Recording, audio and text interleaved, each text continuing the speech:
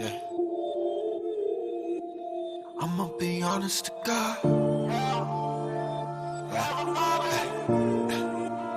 I made a promise to God. Yeah. Gonna be honest to God. Lord, I'm gonna get it together. Yes, I promise I will. Gonna make sure I'm living it better. Yes, I honestly will. I make a promise to God. I'm gonna be honest to God. Yes, I make a promise to God. No matter what happens, I'll be honest. Welcome, everybody. This is God's Chill Spot, and my name is Cody Haney. And today we're going to be diving into the book of John chapter 13, verses 1 through 17. And we're going to be dissecting that a little bit and opening up and seeing how I perceive things and how I viewed it when I read it. And maybe it'll relate to some of you guys, and maybe not. Maybe it'll open your eyes the way you can perceive it a little differently. And maybe it'll just touch your heart in a special way, and maybe you see things differently from the first time. Maybe it'll help you understand it a little bit more, what God was trying to tell us. But how I perceive it is just merely my perception. So don't take this as a preaching. This is a Bible study. I'm just going to be reading from the book. You can follow along, or you can read along in your own Bible and study it yourself. But I encourage you to read the whole book, and so you can get a better understanding of what's going on in the book, and that you can maybe understand what's going on around and why he was doing the things he was doing and why he said the things he was saying, so you can get a better understanding of the whole situation. And maybe that will help you understand why Jesus was doing what he's doing. And but yeah, I just want to give a special thanks to my mother and Sherry, my prayer warriors. Thank you guys. I love you guys. But let's open up in prayer. Dear Heavenly Father, thank you for this day. Thank you for everything you did for us. Thank you for this Good Friday. Thank you for a blessing that you have given us. Lord, I just pray that you continue to lead, guide, and direct each and every one of us, and come into our hearts and minds right now, and just open them up so we can feel your love and understand your words that you're trying to get us to understand in this message. Lord, I pray all these things in Jesus' name. Amen. All right, so I'm gonna let my friend here read you the whole script, and then from there I'm gonna turn around and come back, and we're gonna break it down section by section, and let's dissect it a little bit and kind of get a better understanding of it. I'll let you hear the story first, and you can kind of marinate on that while I come back and I'll tell you a little bit how I see it. And I want to hear some comments and or see some comments and see what y'all maybe perceive it as, or if I'm right, if I'm viewing it right, or if I'm viewing it wrong. Just leave me some comments in the section below. Also, like and subscribe to this message so we can run up the algorithm, and we can also get some more people like it too. I just want to let y'all know that if you subscribe, it'll let you know the next message. And so if you enjoy the message, if you want to hear some more, or you want to continue to listen to it, yeah, you subscribe so you can keep up with so you get notifications about the next video. But yeah, let's let him read, and I'll get back to you. Chapter 13, verse 1. It was just before the Passover festival. Jesus knew that the hour had come for him to leave this world and go to the Father. Having loved his own who were in the world, he loved them to the end. 2. The evening meal was in progress, and the devil had already prompted Judas, the son of Simon Iscariot, to betray Jesus. 3.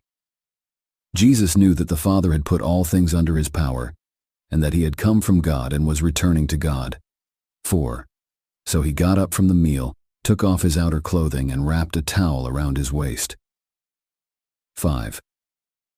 After that, he poured water into a basin and began to wash his disciples' feet, drying them with the towel that was wrapped around him. 6. He came to Simon Peter, who said to him, "Lord, are you going to wash my feet?" 7. Jesus replied, "You do not realize now what I am doing, but later you will understand." 8. "No," said Peter, "you shall never wash my feet." Jesus answered, "Unless I wash you, you have no part with me." 9. "Then, Lord," Simon Peter replied, "not just my feet, but my hands and my head as well." 10. Jesus answered, "Those who have had a bath need only to wash their feet. Their whole body is clean, and you are clean, though not every one of you." 11. For he knew who was going to betray him, and that was why he said, not everyone was clean.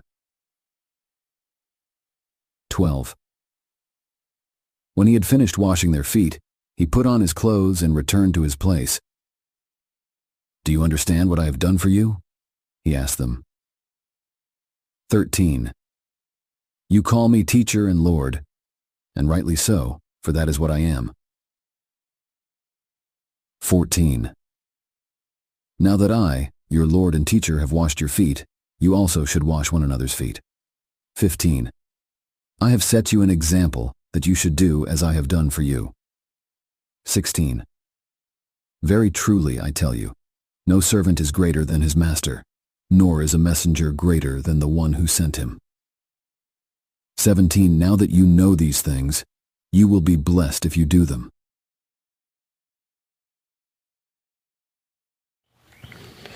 All right, here we go. So I'm going to read a few verses, and then I'm going to jump back and just kind of talk about it, but and see what resonates with you guys, and see if anything catches your eye or your ear. Your eye, yeah.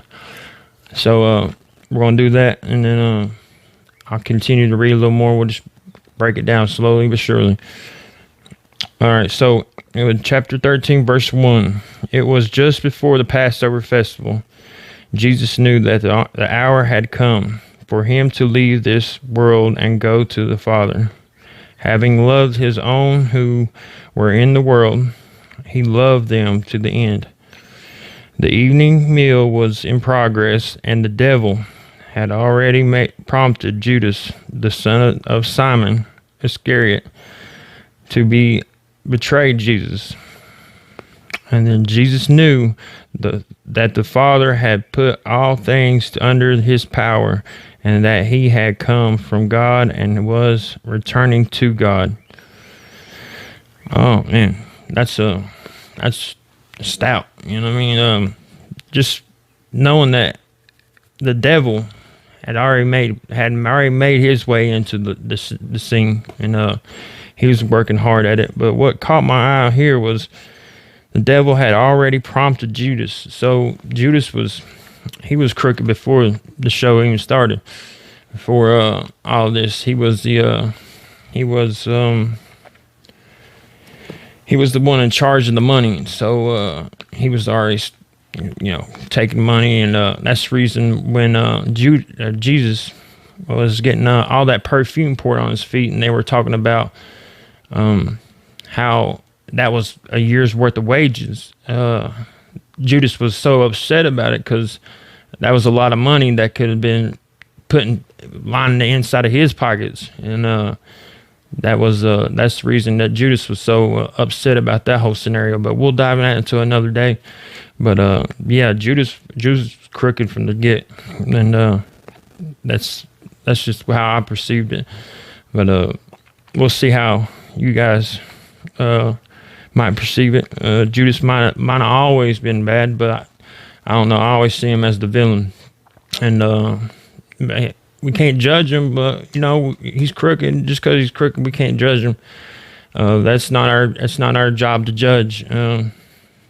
We don't know what Judas was going through in his life, and what was going through in his mind, what kind of demons he had inside of him. So yeah, Judas, we just can only pray that Judas made right with Jesus before he ended his life, or his life was taken. And I hope everything worked out for him. But let's continue. So we're on 4. So chapter 4. So he got up from the meal, took off his outer clothing, and wrapped a towel around his waist. After that, he poured water in a basin and began to wash his disciples' feet, drying them with the towel that was wrapped around him. To me, this is funny. Like, I don't know, if you were just there, I'd have been a little bit worried about what's going on in the situation. Like, Jesus, like, why are you getting naked? Like, you're taking off your clothes after the meal, you're just getting naked. But that's just my sense of humor. Like, I've been laughing because I've been wondering why Jesus is taking his clothes off and getting naked to put a towel around him. Are we going for a swim, or what's going on here, Jesus? Like, why are you taking off your clothes? And then to see him just washing their feet, this is the big part that hit me. Like, this part right here hits me, and I'm going to read it to you guys, and I'm going to come back to it and then talk to you a little bit about it. But here we go. He came to Simon Peter, who said to him, "Lord, are you going to wash my feet?" Jesus replied, You do not realize now what I am doing, but later you will understand." "No," Peter said, "you shall never wash my feet." And to me, opening up to that little segment, like, I don't know if I'd be comfortable with my God washing my feet either. Like, after I've been walking all day, and probably for days on end, like, his feet were probably dirty as can be, and dust and sand, and I would have been a little bit uncomfortable in that situation too. I don't know, I'm just real picky about my feet anyway, so so that'd been a little bit weird for me too. So I understand where Peter's coming from, but it's God. You can't tell him no. God's gonna do what he wants to do, so you just kind of like, okay, just kind of ride with it. But let's continue. Jesus answered, "Unless I wash you, you have no part with me." And then the Lord, Simon Peter, replied, "No, just wash my feet, but my hands and my head as well." So he's wanting the full anointment. He's ready to get the full rundown. "Please just bless me, just douse me in it, Lord. Just give me the full wash down and wash my sins, because this is what I need." Probably Simon Peter, we probably every one of us probably had every one of them probably had a little bit of sin before they met Jesus, and we're still dealing with those sins and dealing with that kind of situation, those evil thoughts or judgment, or just the regular sins that everyday people deal with. But let's continue. Jesus answered, those who have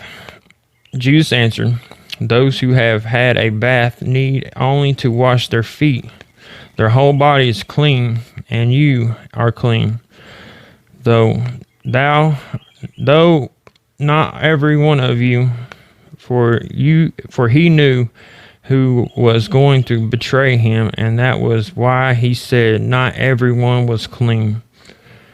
So Jesus knew from the get-go, but he still loved him.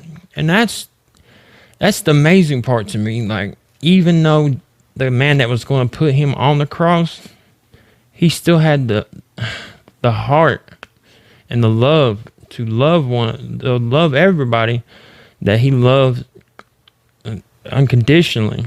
You could be the one that's going to be the one to kill him, and he was still going to love you. And that's what we all need to strive to have, is a heart like Jesus, and live our life like Jesus, loving even our worst of worst enemies, even though the one that's may kill us, may kill, God forbid, may kill one of our children. You still have to love that person and have forgiveness, and that's hard. It's a hard pill to swallow, especially for me, because I get a little angry sometimes when people try to hurt me or do me wrong. I feel offended and not respected, and I don't take it too kindly. So I'm working on that, but that's just me working on that's my situation, what I'm working on. But yeah. So let's continue some more. Let's see, where was we? Okay, we're on 12. When he had finished washing their feet, he put on his clothes and returned to his place. Do you understand what I have done for you? He asked them. You call me teacher and Lord, and rightly so, for that is what I am. Now that I, your Lord and teacher, have washed your feet, you also should wash one another's feet. And that hit me hard. So Jesus went ahead and took all the dirty work out for him. He'd done all the dirty work for them. He done washed their feet and they're clean. So now they're all equal. Everybody's got clean feet. It wasn't like one person had dirtier feet than the other. Everybody's feet was clean. They're all on an equal playing field now. Everybody's got the same clean feet, and now they have to wash each other's feet. So God does the same thing with us. He washes us clean, with not by washing our feet, but washing our soul through baptism, so we can all be on an equal playing ground, so we can all see each other as clean, as eye to eye, one on one. No one's different than the other. I'm no different than anybody else, and that makes me feel good, because I got some dirt in my past, and I wasn't always perfect. I wasn't the greatest man in this world. You'll come to learn later on. I'll come out and tell you my story, but my mom will tell you I wasn't always the greatest man, but the man I am today is by the grace of God. Is who I am, is a blessing, and I truly am at His mercy for saving my life. And but I'll continue to read some more, but let's see here.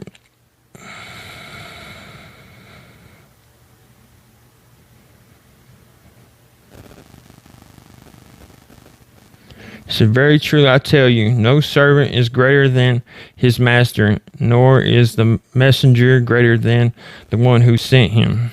Now that you know these things, you will be blessed if you do them. So nobody's greater than the other, and the messenger, which is Jesus, isn't any better than God. So God's the number one. We're none of us are better than anybody, and we're all the same and equal. He made us all equal. We're all the same people, and we're just children of God, and we all are the same, and nobody is different from the other. No sin's greater than the other, and no past life is greater than or worse than the other. So we need to see each other as equals, and that's what Jesus came to do. He came to wash our feet and wash away all of our sins.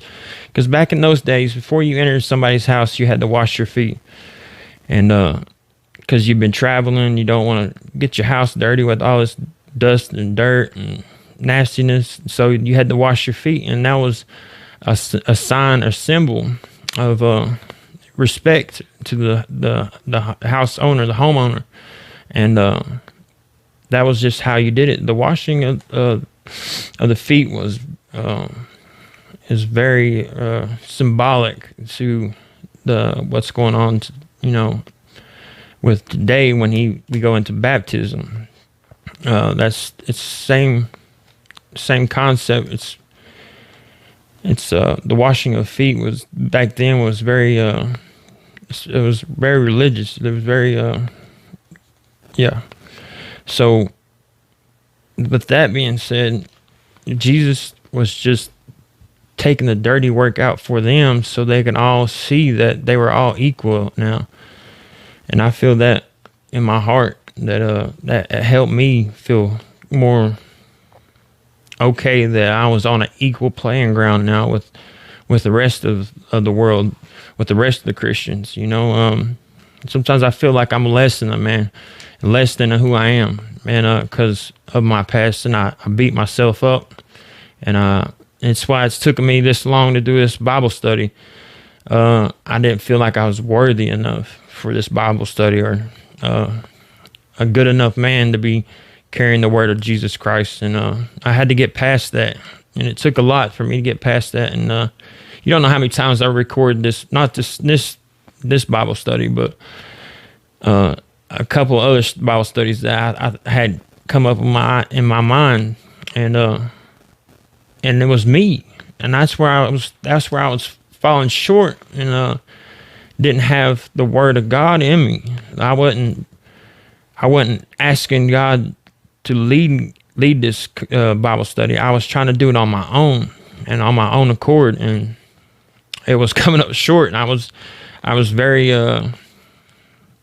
very distraught about the whole situation, because I couldn't do it. And I thought, man, how am I going to be able to become a servant of God if I can't even, carry on the message without stuttering, or having a speech impediment. I was talking crazy over here. You should have seen the videos before this. I've deleted them all because it was embarrassing. I was like, man, I couldn't get nothing right. I was stumbling all over my words, and now it's coming out more smoothly because I've asked God to come into my heart and lead me into this, and I've opened up and started talking more, and it's coming from the Bible. You know what I mean?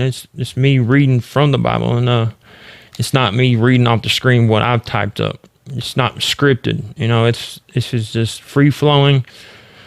I got a little guideline to keep me on path of where I need to be, but what's really coming out is from the heart. I'm not hadn't read any of that yet.